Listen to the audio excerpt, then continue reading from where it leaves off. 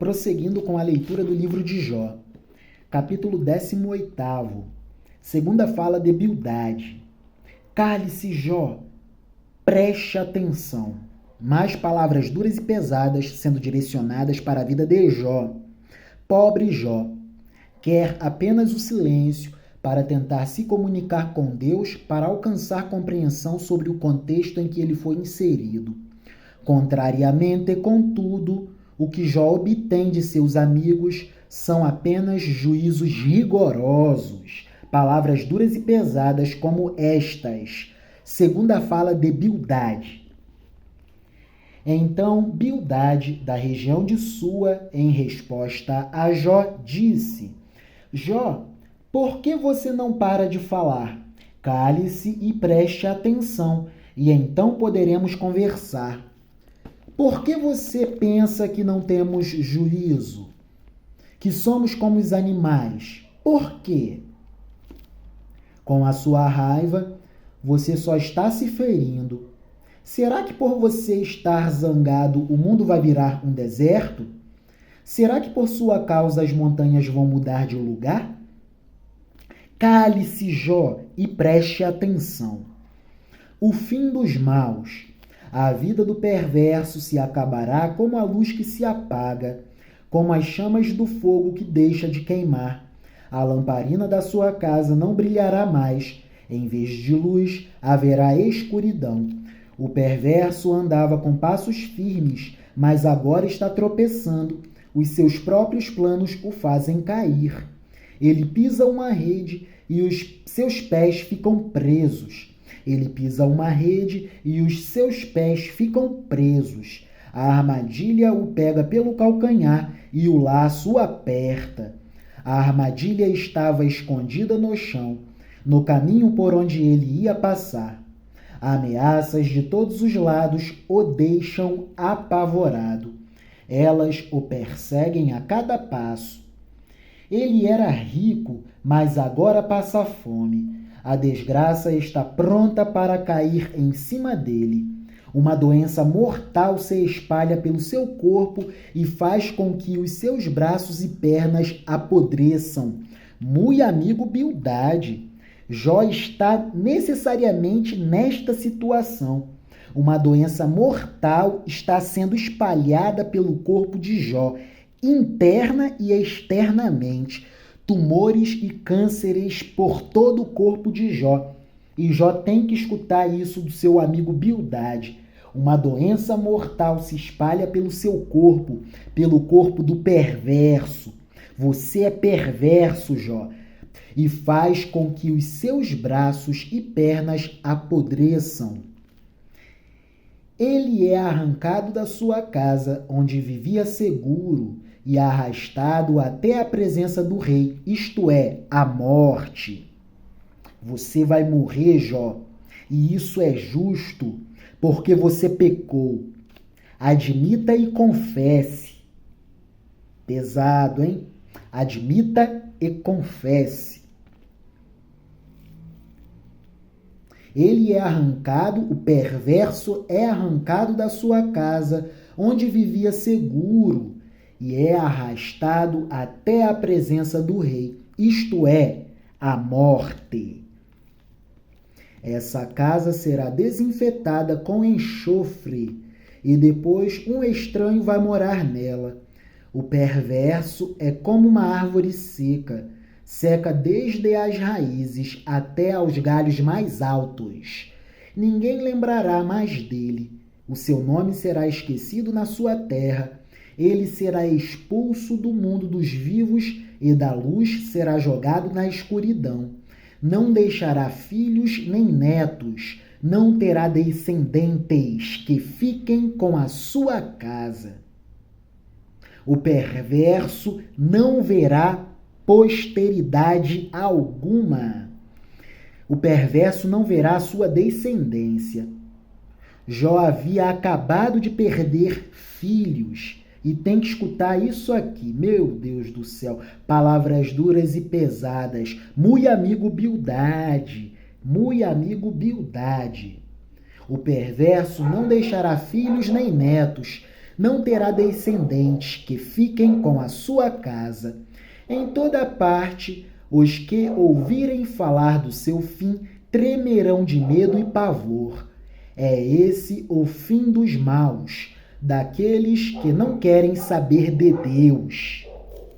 Muito amigo Bildade, Jó só queria o silêncio.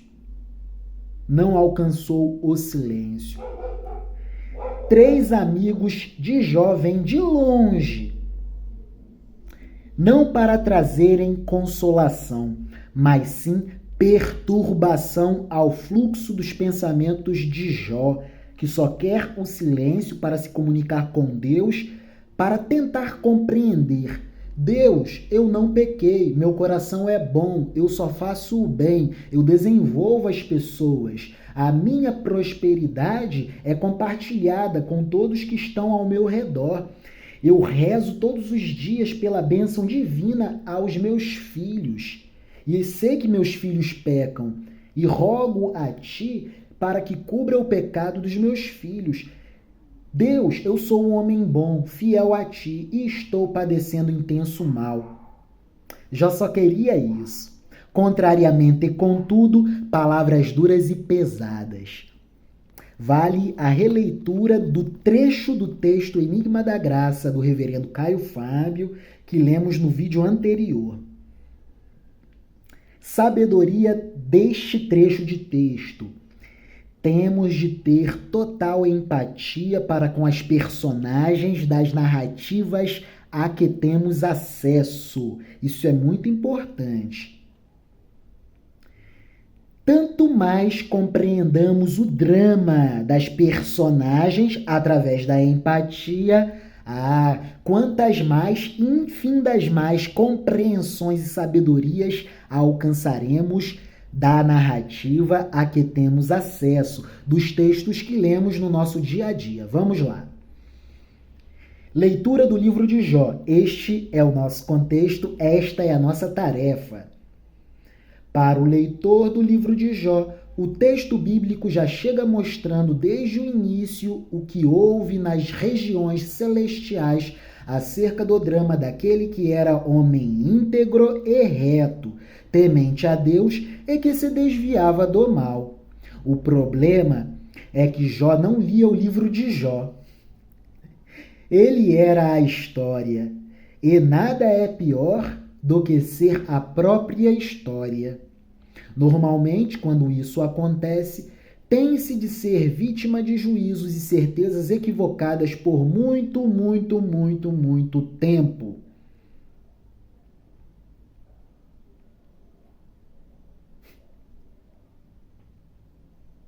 Em um átimo, as pessoas destroem reputações através de fofocas e precisa-se de infinitos tempos, tempos e mais tempos, 1 tempo, 2 tempos, 3 tempos, 4 tempos, 10 tempos, 15 tempos, para se recuperar o que foi destruído num átimo.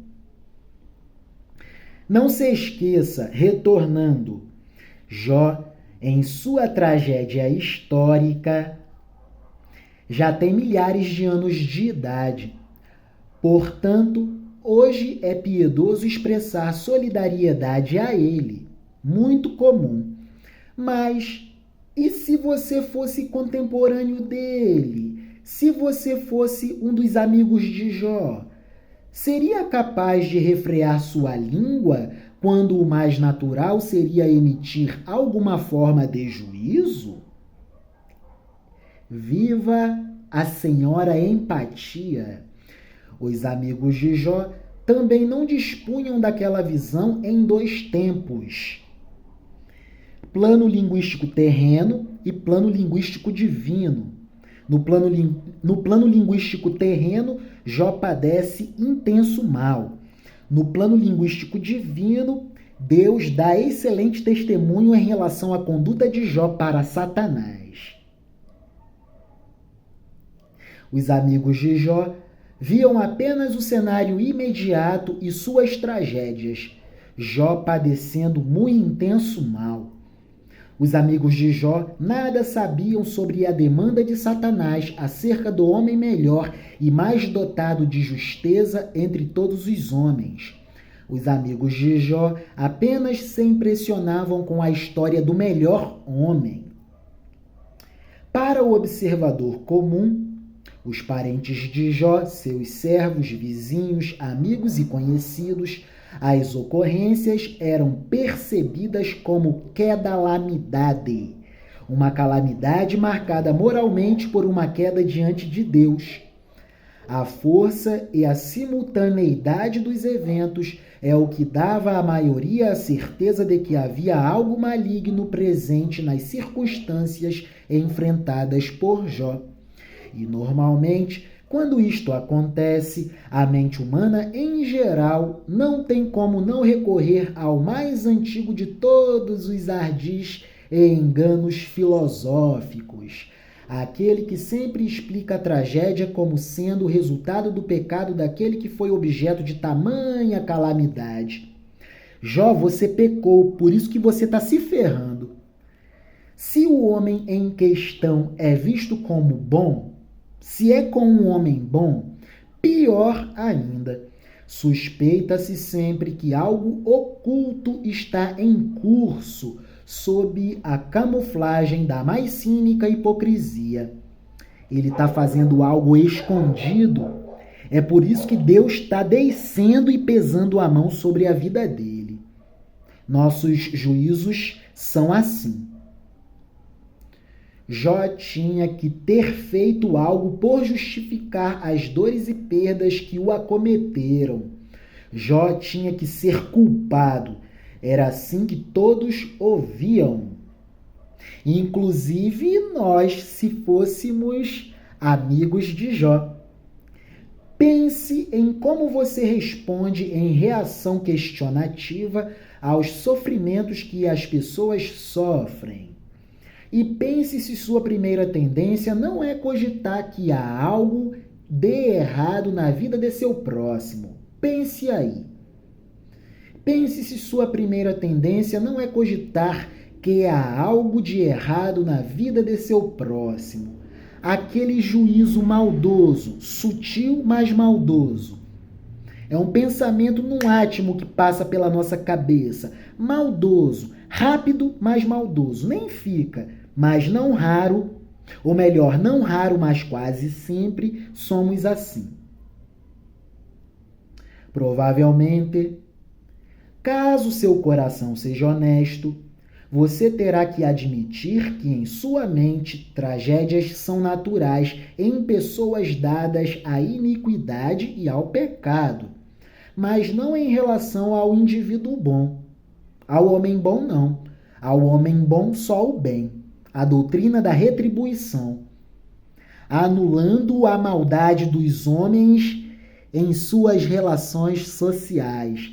As relações sociais humanas no mundo dos homens, entre os homens, não raro, mas quase sempre, são perturbadas por invejas, um fazendo o outro de escada, arquitetação de maldade para tentar passar e puxar o tapete do outro, passar a perna e puxar o tapete do outro, fofocas que destroem reputações. Essas questões maldosas permeiam as relações entre nós humanos. Achar que ao homem bom sempre ocorrerá o bem é anular as maldades que acontecem no mundo dos homens.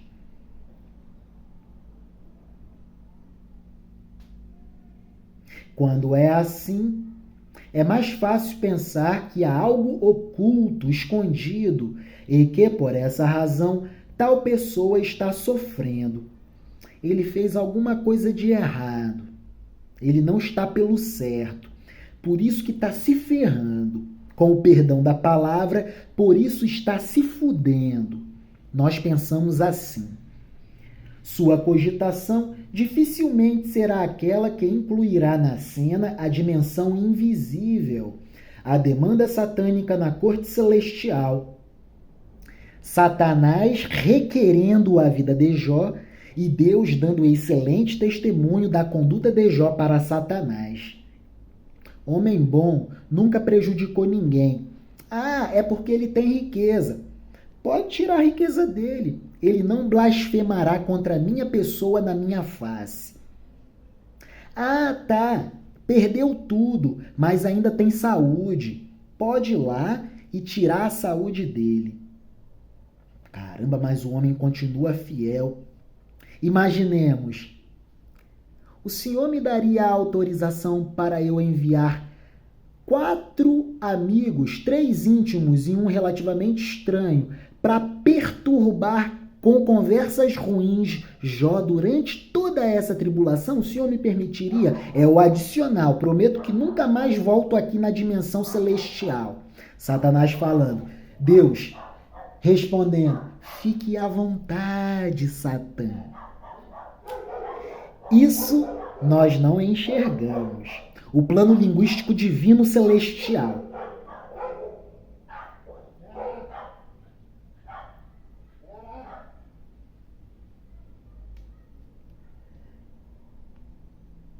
Sua cogitação dificilmente será aquela que incluirá na cena a dimensão invisível, o plano linguístico celestial, a demanda satânica na corte celestial. E como não queremos que o prêmio da bondade seja a calamidade, preferimos pensar que o sofrimento do homem bom é fruto de um pecado oculto, cuja malignidade encontrou na desfaçatez sua maior diabolice. Esse cara, na verdade, é um verdadeiro malandro, está escondendo o pecado, por isso que está se ferrando na vida, está perdendo as coisas, não tem mais oportunidade em lugar nenhum, todos dão as costas para ele, é por isso, é Deus pesando a mão, é Deus pesando a mão,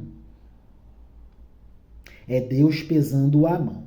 Pense na pessoa que você mais respeita e a veja sob todos os aspectos de uma possível destruição de tudo quanto um dia construiu. Depois pense sobre qual seria o julgamento inicial ou final. Então responda-me sinceramente. Você seria capaz de excluir o aspecto moral de sua interpretação? Seria você capaz de pensar que aquela tragédia nada tinha a ver com a maldade do homem, mas provavelmente com a bondade dessa pessoa? Seria você capaz de pensar que aquela tragédia nada tinha a ver com a maldade da pessoa, mas provavelmente com a bondade dessa tal pessoa? E ainda mais, seria você capaz de ver amor e graça naquela calamidade? Talvez o problema sejam seus próprios olhos. Olhos ruins interpretam apenas negatividades sobre a realidade. Poderia você, porventura, pensar que aquele desgraçado está de fato sendo salvo pela graça e pelo amor de um mal muito maior?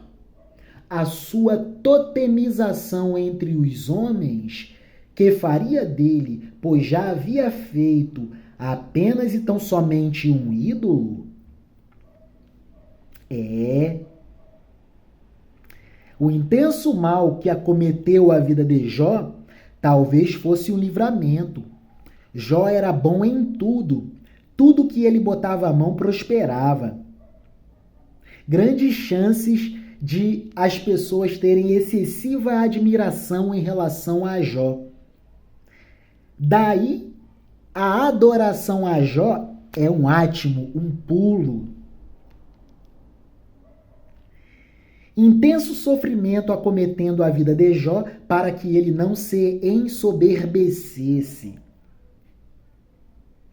Jó estava sendo livrado, podemos pensar assim, da sua totemização em relação aos homens, que faria dele, pois já havia feito, apenas e tão somente um ídolo.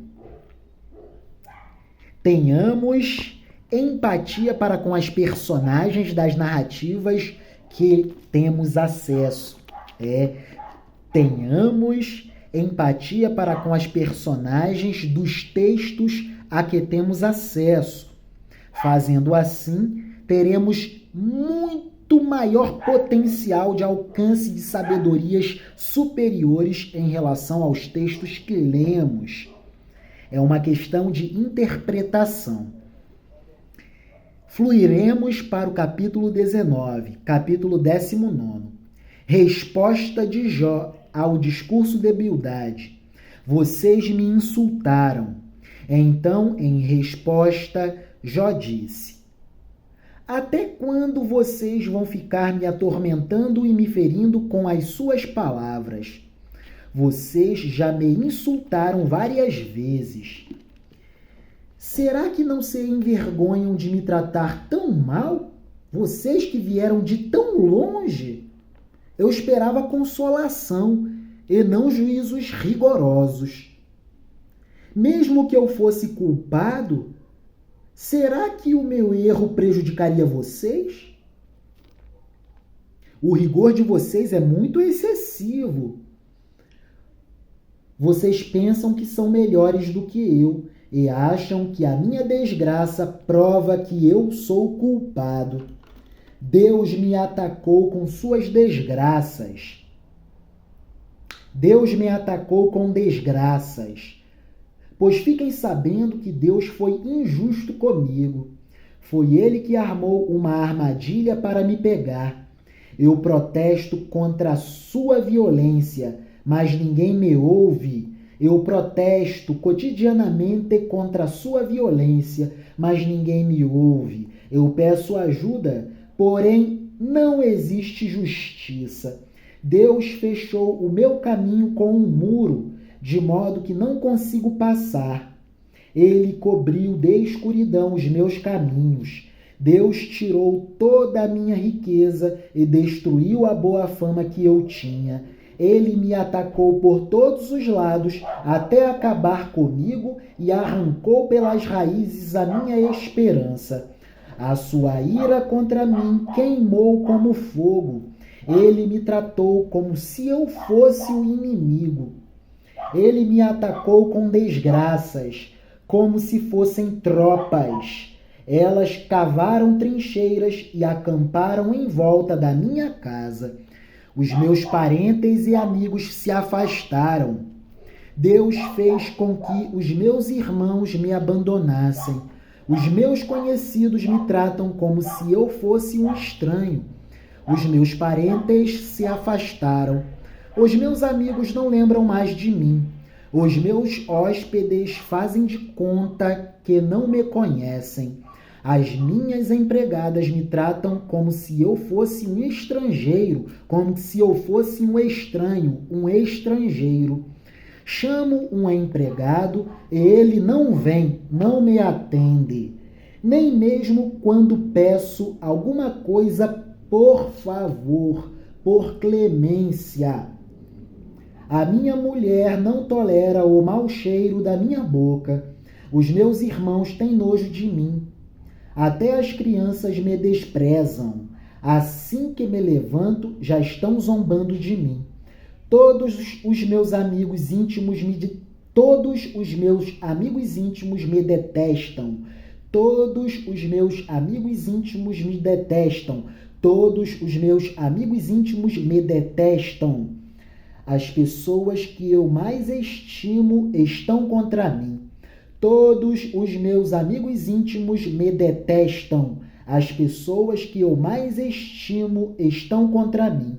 Virei pele e osso. Mal consigo ir vivendo.